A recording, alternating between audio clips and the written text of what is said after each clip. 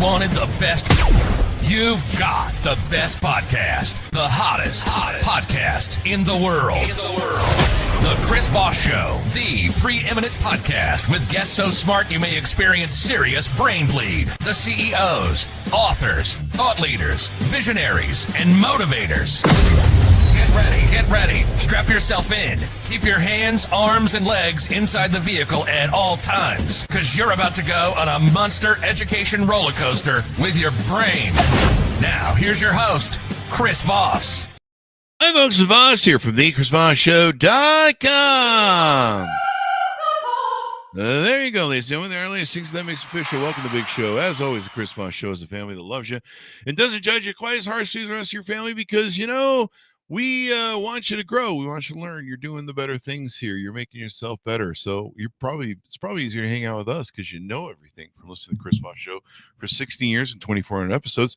In the meantime, refer the show to your family, friends, and relatives. Go to goodreads.com/Chris Voss, LinkedIn.com/Chris Voss, Chris Voss1 on the TikTokity, and all those crazy places on the internet. Today we're going to be talking with Curtis Hoffman. He's the musical dream tarot gentleman, and he details the fascinating story of the author's creative process of musical composition.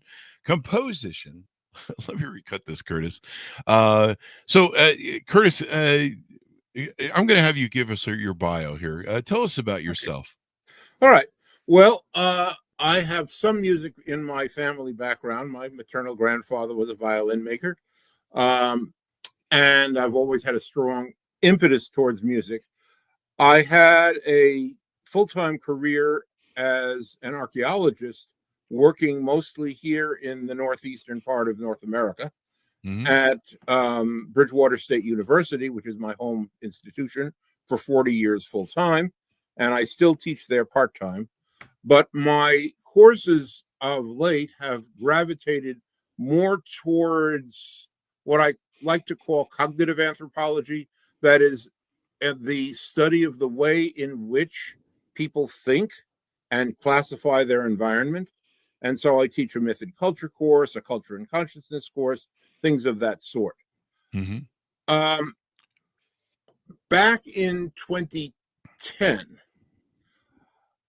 because I do a lot of work with dreams, I had what C.G. Jung would call a big dream, in which I was introduced to two women who were leading a choral group, singing a text which I recognized as coming from Jung's own dream journal, which is called The Red Book. Oh, wow. Recently been published. He had had it suppressed for 50 years after his death by his request. And this concerned the Babylonian hero Gilgamesh, whom your readers have probably heard of. And he encountered this figure, and when he had dealt with him, he and a group of villagers performed a series of incantations to that figure to get him to reemerge from an egg. And the text of the incantations are what the chorus in my dream were singing, and I understood that I was being asked to write music for that. I said, I can't do that. And the dream said, we'll show you. And they did. And so that was a composition that took me about a year and a half. It's in 8 movements, and it's complete. And, that was all for, a cappella chorus. And I said, well, that's an interesting project that I had. And then it sort of went away for a while. Now, I am a member of the International Association for the Study of Dreams, which I wish to plug, asdreams.org. Okay. And I present at their annual conferences every year. And at the 2021 conference, which was held entirely online due to COVID, I attended an online workshop given by a very dear friend of mine, Lauren Schneider, who is very conversant in the tarot, as I am also. She uses it for actual therapy. Oh, wow. Therapy. And what she asked us to do was to choose 2 cards from any deck that we might have and ask an important question of them. And at that point, I just completed my last major archaeological report. And so the question I asked is, what is my next project? This is a really good example of the principle, be careful what you ask for. Mm-hmm. Because what came to me and in some email dialogue with her was that my next project was to write music for the tarot. Mm-hmm. And the first dream came that very night.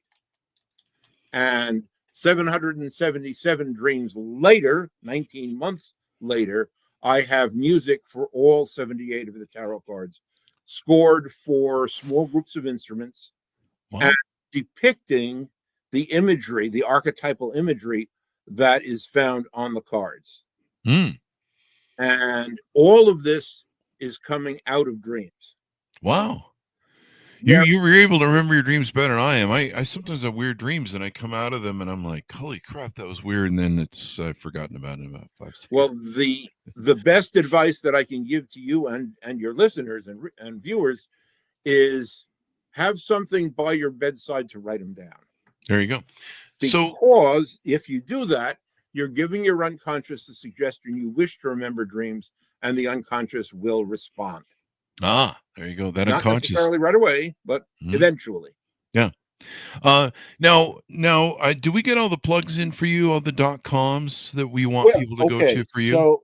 So certainly, this is a conference that I am hosting at my university this September 26th and 27th on culture, creativity, and cosmos, at which I will be speaking about the musical dream tarot, among other things. And we encourage everyone to come to this conference. The registration information is found on the International Association for the Study of Dreams website, asdreams.org/regionals. And you will get there and you will see the banner image, which those of you who are watching can see on the screen, and it will lead you to full information about how to register for this conference. There you go. Dreaming, Yes. culture, creativity, and the cosmos at Bridgewater State University, September 26th through the 27th, 2025. There you go. And people can check out that website. Now, do they need to go to the website that's on the screen here, asdreams.org/regionals? Yeah, that's the best way in. Okay. That's the best way. Easiest way in. And there'll be a link for that on the Chris Voss Show. You can see on the show. Okay, should I go on? Or yes, please. Other plugs, whatever .coms we want to plug. If you would like to listen to the music, all of it is available on my website, which is www.musicaldreamtarot, all one word, .com. There you go. There you go. So that is how you can get all of the music. What you will see there are artistic images which were drawn by another friend of mine, Carmen Sorrenti, from her dreams of the tarot cards. And she has given me full permission to make use of these images on the website. So, it's very gracious of her to do that. So each of the images has a link to the music. And the musical selections are not lengthy. Most of them are under 5 minutes long. But the entire spread, if you want to listen to all of it, is almost 5 hours worth of music. Yeah. So there's a lot there.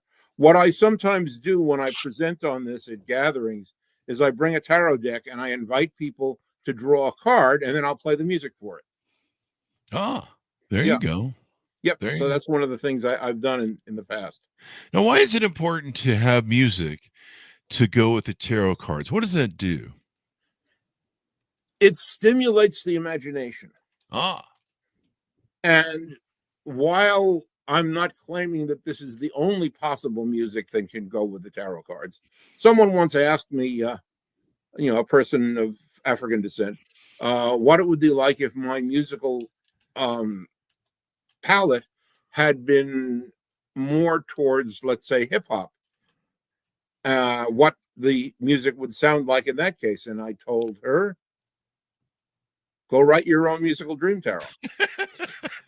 Go ahead. You know, I don't claim that it's the only one. I don't even claim that the music is mine. Oh, It has come from what the Hindu sage Patanjali described as the rain cloud of knowable things. mm-hmm. And what I have done is I have put the pieces together. So you can imagine with 78 cards to have music for and 778 dreams that some assembly was required. Uh-huh.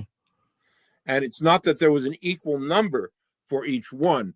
There was one piece that had only one original piece of music in it, and one piece that had 31 pieces of original music in it. Ah. And so it varied quite a lot. Mm-hmm. Now, as for people that are laymen out there who maybe don't know officially what tarot cards are, explain to us what the tarot art is and Okay. the tarot cards. That's just a little bit complicated, but at least as I understand it, the tarot deck, as it is known today, was assembled in northern Italian cities in the 15th century. It has, in my opinion, two different origins. There are two different parts of the deck, what are called the major arcana and the minor arcana. The major arcana, of which there are 22, my opinion is that they are very, very ancient. My doctoral dissertation was on the images of animals in the art of Mesopotamia, that is what is modern day Iraq, back 3,000 and 4,000 years ago. Mm-hmm. And some of those images show up in the tarot as well. For those who may be familiar with the tarot, the title of the dissertation gives it away. It's the lion, the eagle, the man, and the bull in Mesopotamian seal art or glyptic. And so those four images show up on two of the tarot cards as a set of images. They also are found in the Bible, in the book of Ezekiel, in the book of the Gospel of John, as a set of four, which carry the chariot of God in both cases. So these are very old images. Yeah. And these images were grafted onto a deck of playing cards called tarocchi, which means foolishness in Italian, back at that time. And so and that's 56 cards. So the modern playing deck has 52 cards plus the jokers. This deck had 56, and there was a time when these things were a little bit more variable, but I believe that it was in that time period of the 14th, 15th century that these two were welded together. And then subsequently, they began to be used not just for gambling, which was what the tarocchi had been, but also as seeds for meditation, also as use for divination, for telling, fortune telling. And by the 18th, 19th century, this had become standardized into the deck that we know today. And then since that time, especially in the last 50, 70 years, there's been a veritable explosion of different tarot decks and tarot-like decks. So there's hundreds of them out there nowadays. Some of them are very far away from the original conception. So we're talking about images that speak to the deep unconscious of every person, that go down into that unconscious and evoke archetypal forces. The music is designed to do this as well. There you go. So what got you into tarot? I mean, how did that work? And I noticed there's a book here that I think the PR agent at Ford this would confuse me in the bio. The Musical Dream Tarot. Yes. Do we want to plug this at all? Sure. Okay. Here it is. For those of you who can see it, the Musical Dream Tarot is the description that I have written of the process by which I did this composition, along with descriptions of both the imagery and the music for each card. Okay. So that's what the book has. and it was written after the project, the musical project was completed. Okay. Yeah. A- So and that was so published last year. Yeah. Yeah, March 20th, 2024. The musical Dream Tarot, for those who want to look Mhm. it up, by Yep. Curtis Hoffman. And so does that end up being your story? Yeah. Is that a memoir? It is a memoir of that aspect of my development. Yes, it's not Okay. everything. It's not a complete memoir, Okay. but it's a memoir of that. And how to answer your question, for a period of 7 years during my 20s, I studied with a spiritual teacher, and his methodology was very widespread, very eclectic, included pieces from many different traditions. But one of the things that we studied was the tarot, and in Hmm. particular, the major arcana. There you go. And that was how I became familiar with it. And at the time, I kept a tarot diary. 50 years later, when I was coming to write the book, I rediscovered that diary, and I found it to be very, very useful in my descriptions of the cards. Oh, wow. Yeah. There you go. There Yeah. you go. So, what are some examples of different things that you've had dreams about, or maybe tarot card readings about, or combined with dreams that influenced or affected your personal life? Okay, let me think this one through. The imagery, Hmm. let's say, of the Fool, which is the first of the cards, key Mhm. 0, has the Fool, who is an androgyne. That is, he is that they, I guess we can use this word nowadays, Uh-huh. are neither defined as masculine or feminine, or as both, dancing on the edge of a cliff with a little dog too behind, and they carry all of their memories in a pouch that is dangling from the head of their staff. This is a very brief description of the image, Hmm. but the Fool is someone who is not afraid of the possibility of falling off the edge of the cliff. Ah, He's ready to take the plunge or to fly, to fly. because this card represents the principle of the air element. Hmm. And it is possible that their feet are not exactly on the ground if you look carefully at the image. So that was a kickoff. That was definitely a kickoff. Have the courage or foolishness, as the case may be, to step off the edge and see if maybe you can fly. Mm. And there's a bit of maybe irony in that, where you might end up being a fool, or you might be the smartest guy in the room. Maybe, is that a good analogy? Yes. Ah. Okay.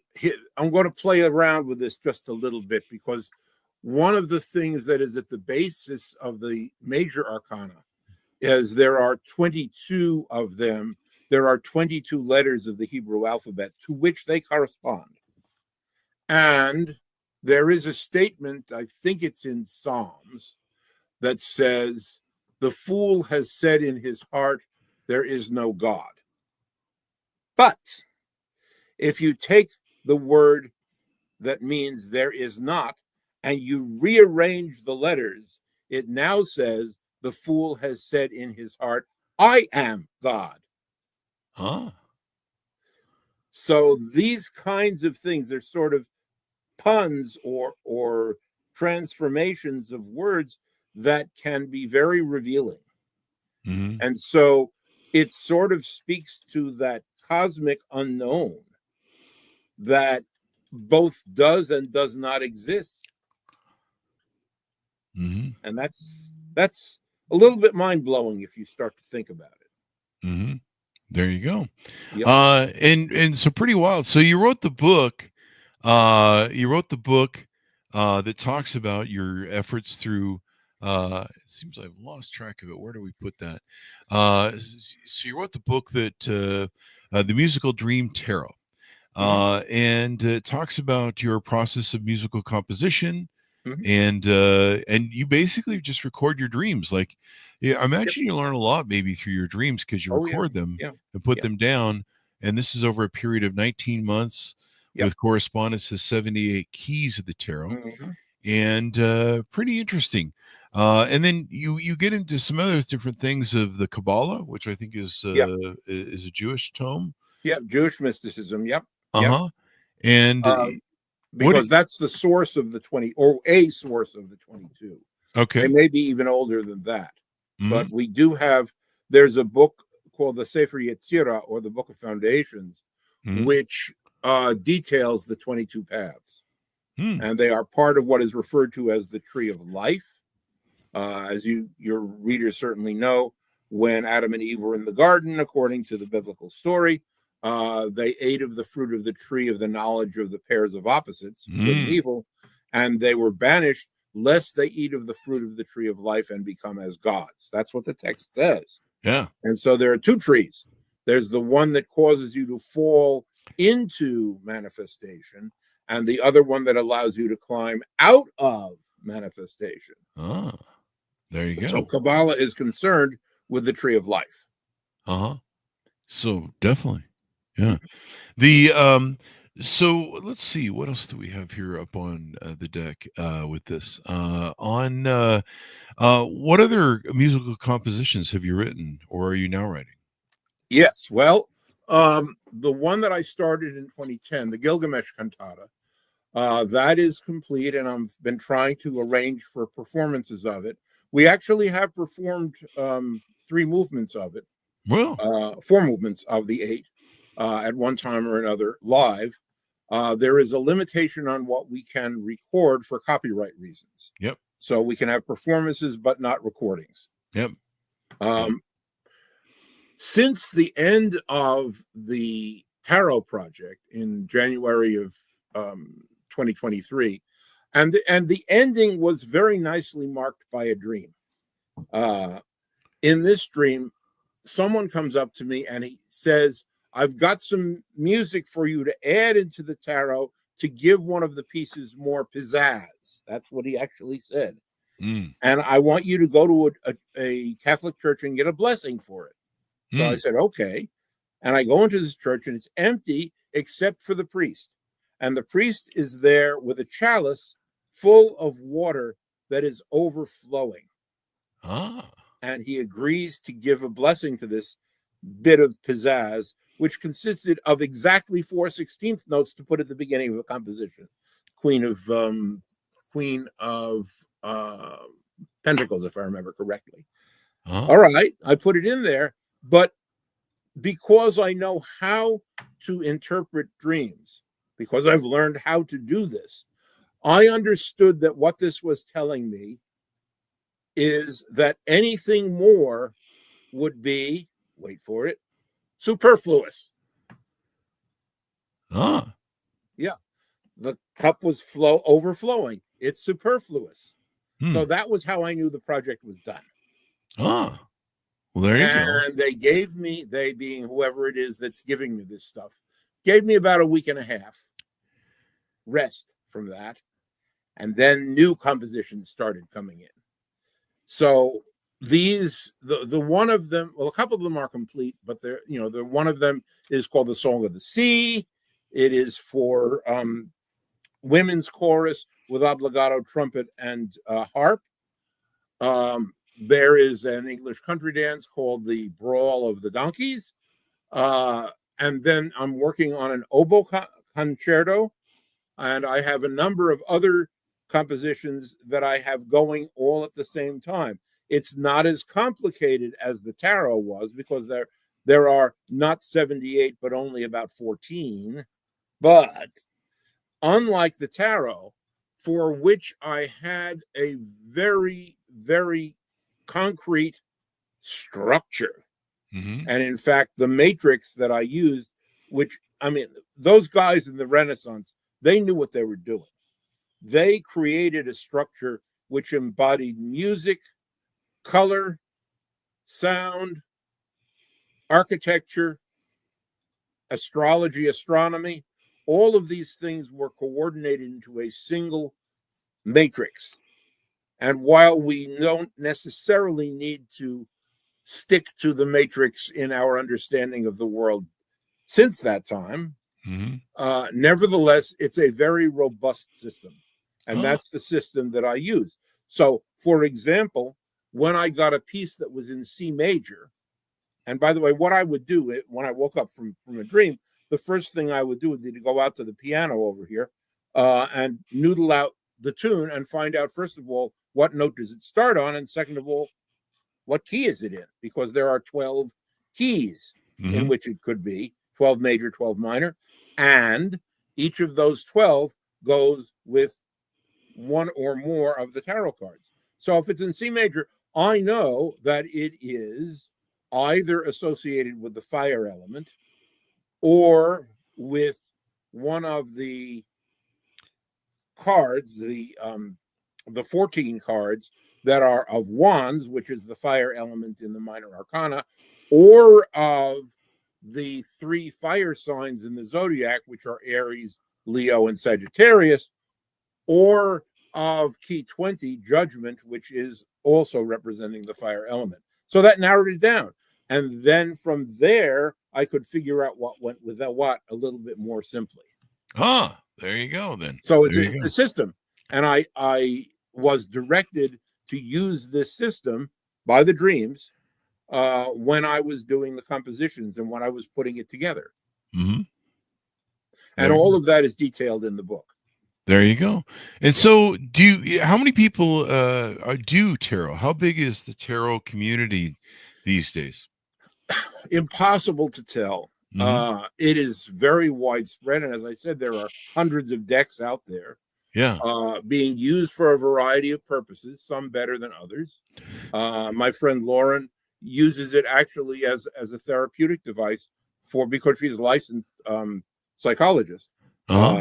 And she basically has people, first of all, choose a deck, then choose how many cards you want, all face down. How do you want them arranged? And what does the meaning of each position mean to you? And this is before you turn over a single card. And the results are amazing. You know, I've seen this at work. So this is one of the ways in which it can be used. My own feeling is that the purpose of the tarot ultimately is not fortune telling and certainly not gambling. But rather as seeds to draw forth images from the unconscious that can help us to shape our lives. You know, and a lot of people have this perception that it's tarot card is for reading the future and stuff like that, right? Yeah, and there are instances in which that happens because the future is not necessarily a closed book. I know of many instances of people who have had dreams which have demonstrated the future sometimes in very significant ways. There was one fellow, Jeremy Taylor, who's a noted dream researcher, who collected dreams of 9/11. Oh, really? That had happened prior to the event. And there are tens of thousands of those. Wow. I had one. Okay. I had a dream in which I see a plane crashing into a building and I say, call 9/11. Wow. And so this was months before. So many people have had experiences like that. And while we have a tendency to dismiss them as mere coincidences, maybe not. Maybe not. Maybe some are, maybe some aren't. But what we do find, and this is again what people do in IASD, is to see how a dream might relate to particular issues or problems that a person is having, because they frequently will reflect that even in terms of giving warnings about bodily conditions. Oh, really? Yeah. And so there are some folks who make a profession of using dreams for healing. Ah, Yeah. there you go. Now, in addition to all of that, there are some dreams which I am convinced are not for the individual, but are for the community, or they are ways of looking at the world which are different from our ordinary lives. We can dream, I think, into other people's lives in present or past, or maybe future. Huh. I call these other mind dreams. Uh-huh. And sometimes the information that you get there can be confirmed by doing research into that period of time when the dream is set, if you can tell what it was. Yeah. So that's, the world of dreaming opens us to so many different things. My own perspective on this, I mean, there are many theories about what dreaming is for or why we have them. And by the way, we do know that many animals dream. If you've ever seen a sleeping dog twitching its leg and mouthing, yeah, we know that this is the case, but there's something different about the way in which humans dream. And that is that we tell each other our dreams. Oh. I know of no other animal form that does that. The jury's still out on whales and dolphins. So I'll grant that possibility. But one thing that we do is that we tell each other our dreams. We represent our dreams either in visual imagery or possibly dance. When we look at the ancient cave paintings, let's say in France and Spain and elsewhere in the world, these may be dream images. Or at least the nature of, and by the way, I've done a workshop with a dream worker, Robert Bosnack, where we went to the caves in France. And we went there in the morning and did dream work in the afternoon and the evening. And eventually, the images from the caves started popping up in our dreams. Oh. Yeah, it takes a couple of days. There's something called dream lag where that happens. So you have to get acclimatized to a different environment for a couple of days before the juicy stuff starts coming forward. But then it does. And so those images in the caves may have been deep images that came out of people's dreams. Oh, wow. Coming out of people's dreams and stuff like that. That's pretty wild. Yep. So how does your work on the musical dream tarot relate to your archaeological research that you do? Jung at one point said that if he had it to do all over again, he would have been an archaeologist, because in a certain sense, he was an archaeologist of the mind. He was conscious of this. He was delving deeper and deeper and deeper into layers of consciousness. When I was doing archaeological work, which, by the way, I no longer do excavation work for ethical reasons. I have a number of Native American friends and colleagues who consider that when archaeologists do this for their people's materials, it's theft. Oh. Now, you wrote a book about this, I think, or detailing. Yeah, in a sense, I have. Get a plug-in for that. Sure, we will. Okay. This is my 2019 book, Stone Prayers, in which I explore Native American stone structures, which they are claiming are their sacred sites. So their idea is that if there has been an imbalance in the environment, you build a stone pile in order to rebalance it. And these things ought to be preserved and are not necessarily being taken sufficient account of. And so part of the purpose of the book is to convince my archaeological colleagues that this is the most likely explanation for most of these structures, and that therefore they should make an effort to see to it that they are preserved, as they are in some of the states in the Eastern Seaboard where I studied, and in some towns and counties and cities where it isn't a statewide preservation effort. So that's something that does link up. I refer to myself these days as a recovering archaeologist. Recovering archaeologist. Yeah. In other words, I no longer dig. I'll take a look at surface structures, but I no longer dig because of those ethical considerations. Wow. So there is a linkage. And I actually published an article in an online dream journal on dreams of the archaeological site. There you go. In some cases, precognitive dreams of what we were going to find. So lots of people dreaming. Yep. There you go.